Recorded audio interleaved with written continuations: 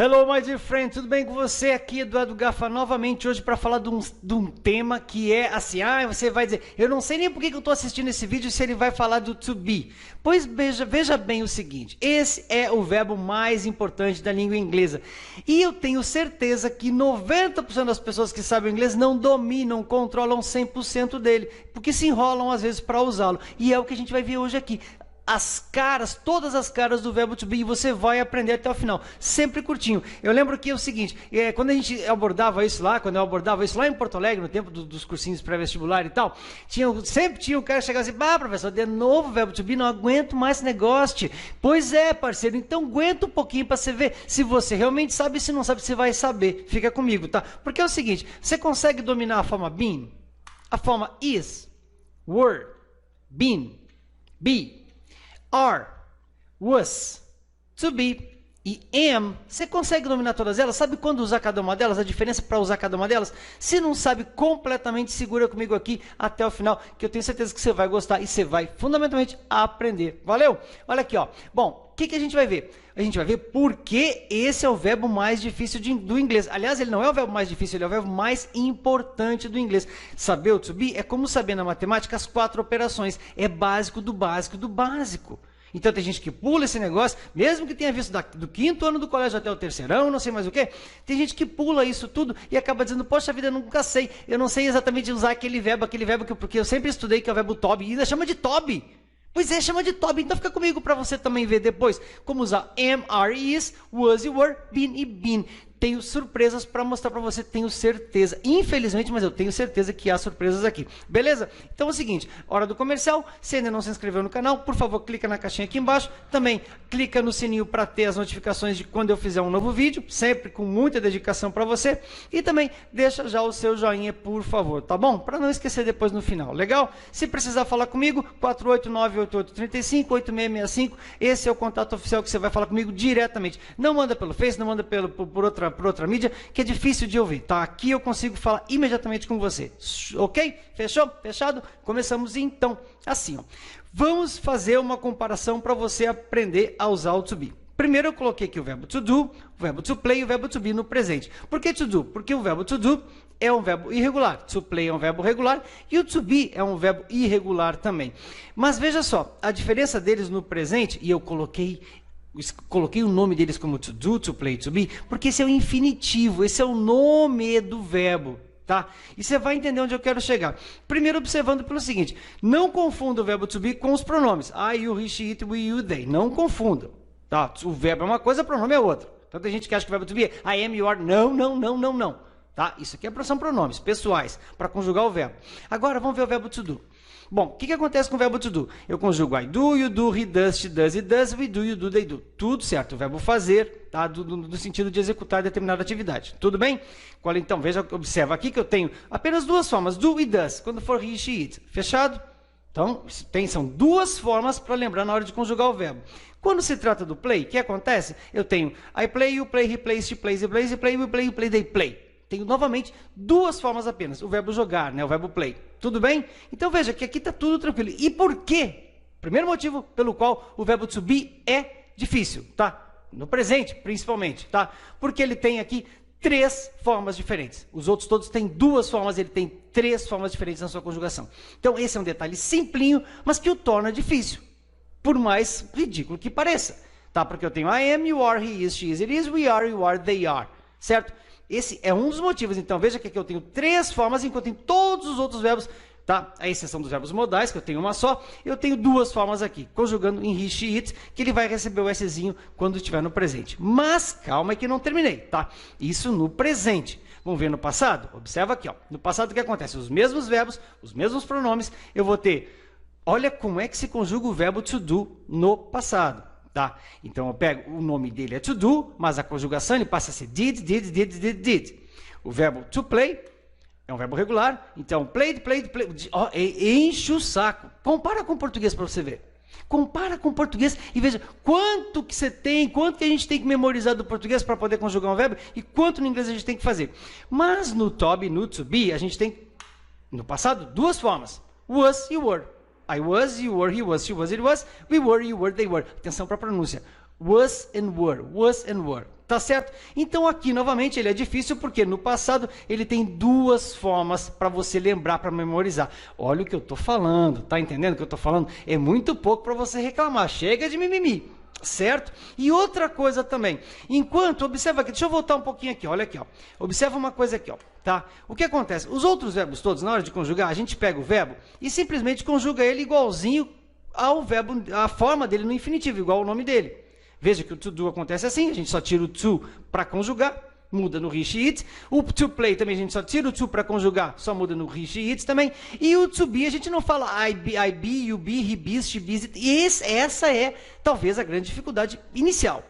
Depois o fato de ele ter no presente 3 formas, e aí passando para o passado, ele ter 2 formas no passado. Então essa é a dificuldade. Agora pergunto para você, isso é difícil? Isso não é difícil. Tá, professor, já sei disso. Ok, segura um pouquinho então. Fica comigo. Vamos ver o seguinte agora, tá? Vamos dar um outro passo. Agora, relativamente a significado, e aqui é importante, você tem que estar sempre preparado para o fato de lembrar que todas essas formas, to be, am, are, is, was, were, been e been, vão ser possivelmente traduzidas por ser ou estar. E aqui, no português, nós temos 2 verbos, enquanto no inglês a gente tem um só. E isso traz dificuldade. Então, sempre, veja só, quando fala ser e estar, você tem que pensar em todas as conjugações do português de ser e todas as conjugações do estar na hora que você faz a sua transcodificação do português para o inglês, que isso, afinal de contas, é inevitável quando você está no começo aprendendo.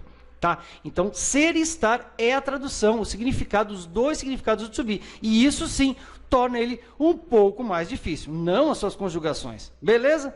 Mas vamos então para aquilo que faz a gente realmente aprender, que são os exemplos. Começando pelos exemplos no present simple.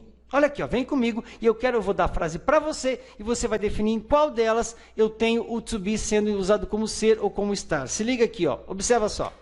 I am a teacher and you're curious. Em qual delas o verbo to be é ser e em qual delas ele é o estar? Você tem que estar sempre lembrando disso. Tudo bem, eu vou passar para você aqui, ó. Tá claro ali, né? I'm a teacher, eu sou um professor.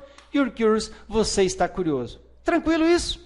Assim a gente vai desenvolvendo até o final. Vamos agora passar para o passado, tá? Eu tenho a frase, she was married, they were in São Paulo last week. Em qual delas ele é ser ou qual delas ele é estar? Você já pegou o jeitinho, né?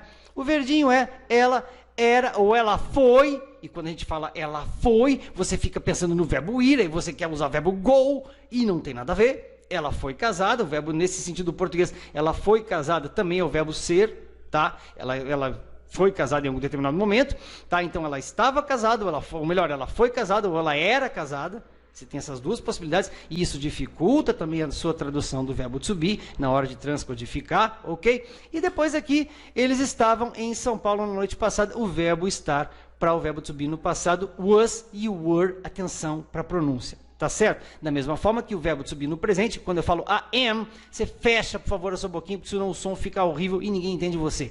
I am. M, a gente fecha a boquinha no inglês. Você já sabe disso, né? Mas vamos lá, tem mais aqui, ó. Observa agora no passado particípio. Você pega a listinha de verbos, a primeira coluna do infinitivo, a segunda do passado simples e a terceira do past participle, certo? Então, usando ele, tirando lá da terceira coluninha da lista de verbos, como é que fica? He has been wanted by the police. We have been so busy these days. He has been wanted by the police and we have been so busy these days. Consegue traduzir? Se você conseguir traduzir, vai perceber que o verdinho vai ser e o amarelinho vai ser estar. Por isso, ele tem sido querido pela polícia. Na verdade, a gente adapta isso, tá? Porque o verbo want é o verbo querer, então ele tem sido procurado pela polícia. Isso aqui é uma voz passiva, em que a gente usa sempre um verbo to be junto de um particípio, tá? Mas aqui, nesse caso, como o tempo verbal, não a forma do verbo, é present perfect e é uma voz passiva, a gente acaba tendo 3 verbinhos. Está aqui o to be no particípio e está aqui o verbo principal no particípio também. Tá? Agora aqui embaixo, que também é um present perfect, mas não é voz passiva, certo? Porque começa com o sujeito praticando uma ação. Aqui em cima a gente começa com o objeto. Quem é que a polícia quer? A polícia quer esse objeto aqui que é ele. Beleza? Agora aqui não, aqui ó, nós temos estado muito ocupados esses dias, ou nós estamos muito ocupados nesses dias, certo? Essa é a tradução que se dá para o present perfect, que é o tempo verbal dessa frase. E aqui a tradução dele, então, é de estar. Tá entrando na sua cabecinha? Tem muito mais. Observa o próximo exemplo aqui, que é bem comum também. Aqui, ó, também de past participle.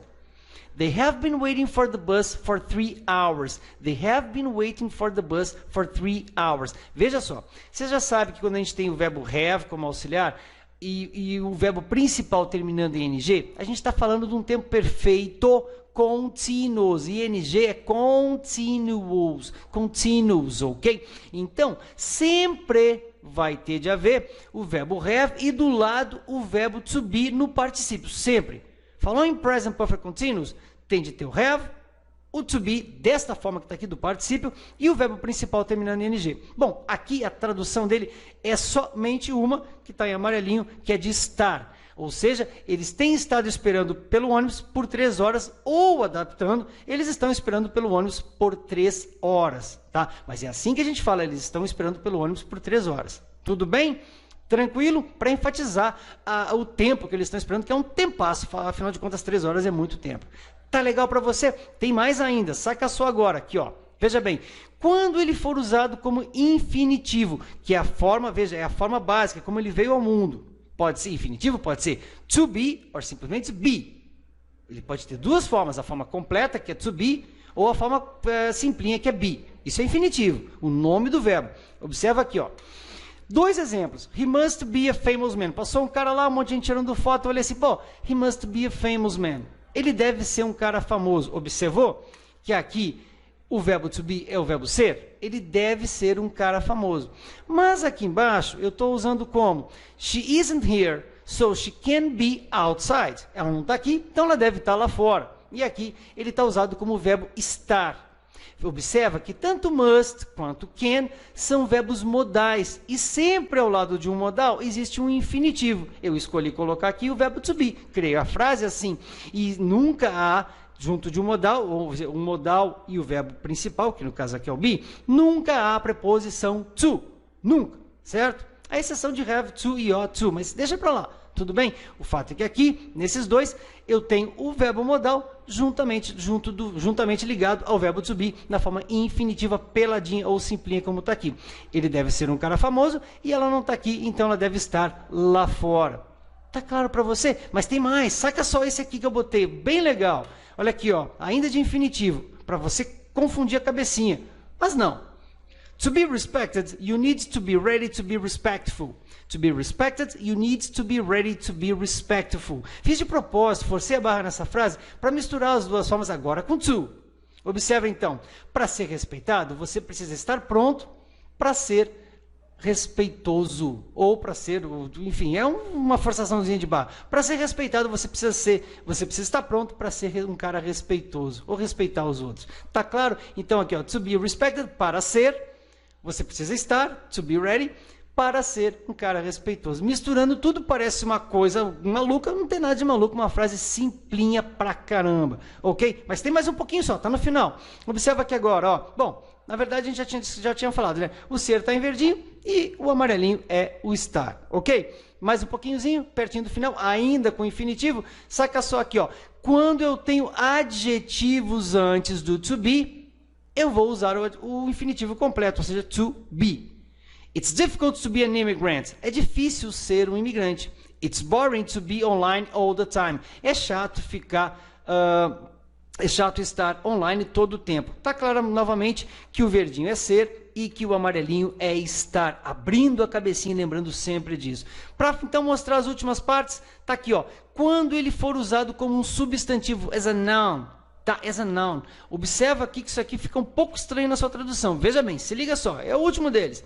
Aqui, ó. They got in the party without being invited. They got in the party without being invited. E all human beings, com S, are equal before God. All human beings are equal before God. Veja bem, por que o verbo to be aqui está terminado com ing, professor? Porque eles foram para a festa sem ser convidados. Eles entraram na festa sem ser convidados. Depois de uma preposição, qualquer verbo, inclusive o to be, é claro, vai terminar em ing. A tradução muda?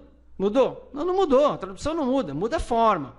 Então veja que preposições precisam de objetos. Como o verbo to be é um verbo, não é um objeto, a gente transforma ele colocando um ngzinho no final, transforma ele num substantivo ou num objeto, certo? Então eles entraram na festa sem ser convidados, é a primeira frase. E a segunda frase, todos os seres humanos, olha aqui o beings como seres, substantivo, portanto, são iguais perante a Deus, tá bom? Então, fica aqui colocado o to be, também usado como substantivo. Fechou? Bom, a velha perguntinha agora, a minha parte, quando eu peço o seu feedback. Você está satisfeito? Are you satisfied? Are you satisfied? Coloca aí, ó. No, I'm not. Não gostei, não curti, não aprendi nada. Ok, perfeito. Perfect, man. Don't worry about it. Yes, I am. Sim, eu estou. Aprendi um tanto, curti, dominei tudo que eu queria. Coloca o que você quiser. Mas, por favor, coloque alguma coisa, tá? As usual, thanks for watching and commenting this video. Obrigado por assistir e comentar. Love you. See you next time. Bye-bye. Now, God bless you. See ya.